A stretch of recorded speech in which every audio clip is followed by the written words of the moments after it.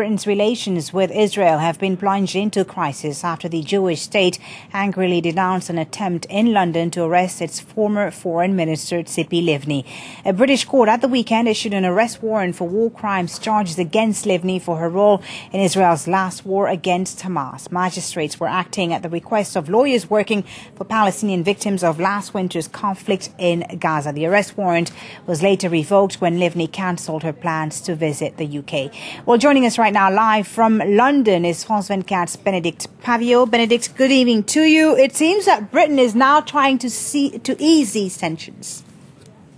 It is. I think it's fair to say that Britain and Gordon Brown's government is very embarrassed and quite concerned about this latest twist in events. Let me just read you the few lines from the Foreign Office. After 1 hour between David Miliband and therefore also the Israeli ambassador to London, it says the United Kingdom is determined to do all it can to promote peace in the Middle East and be a strategic partner of Israel. To do this, Israel's leaders need to be able to come to the UK for talks with the British government. We are looking urgently at the implications of this case. So clearly a signal from Britain and the British government saying that it doesn't support court action. Of course, the problem against Israel, fully, is that it's bound by existing laws and one of universal jurisdiction, where if there are crimes that have been committed elsewhere, then they can be tried in another country. And indeed, it's not the first time we've had problems like this. Yeah, as you said, Livni's case is not the first time that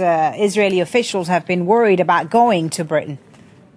Indeed, spot on. We had, as recently as September, pro-Palestinian groups who in fact failed to persuade a London court to issue an arrest warrant against Defence Minister Ehud Barak, and the court said in that particular case it ruled he had diplomatic immunity, a diplomatic immunity that Tzipi Livni doesn't enjoy any longer since she's in the opposition and not in the Israeli government. And in October, we had former General Moshe Yalon, who cancelled a UK visit because he said of fears of arrest for alleged war crimes. Clearly, this is not tenable, and therefore the Foreign Office and Gordon Brown, the British government, are this evening looking at what they can do, possibly to curb the powers of existing laws. I should point out that when there was this big offensive, Israeli offensive in Gaza, which I believe started on the 27th, 28th of December 2008, ended mid-January, there was great disquiet, not only amongst politicians across all parties, Labour, Conservative and Liberal Democrats, but also widespread across the British population, as there were possibly 1,400 people who'd lost their lives in that operation. Indeed. Benedict Pavio in London, thank you so much for joining us. Also joining us right now on the line from Jerusalem is France 24's Annette Young. Annette, the relationship between these two allies has taken quite a beating because of this incident. It certainly has. It's been pretty much, I would say, seriously damaged by the issuing of this arrest warrant. The Prime Minister's office here in Jerusalem earlier today declared the situation to be absurd and called on the British government to immediately amend the law to prevent Israeli officials from being arrested.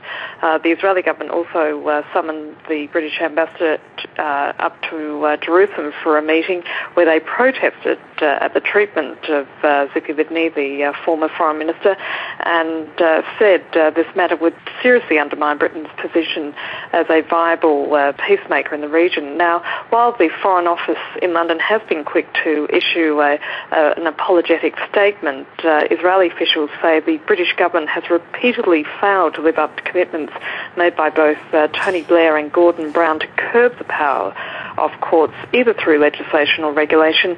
And in the meantime, it seems senior Israeli officials will most likely be given the advice to steer clear of visiting Britain. And Annette, as Benedict Pavio in London alluded to just a while ago, the timing of this row is also very interesting. It comes just days before the one-year anniversary of the Gaza war. It certainly does. And Tzipi Livni is a one-time lead negotiator with the Palestinians and does enjoy a relatively dovish reputation in much of the West. But as a member of the Security Cabinet at the time of the offensive in January. She staunchly defended Israel's actions in Gaza, and her support for the war hasn't wavered despite persistent international criticism of the hundreds of civilian casualties and allegations of war crimes. But now the pressure is clearly on the British government from the Israelis to amend laws so that Israeli officials can visit Britain without fear of arrest.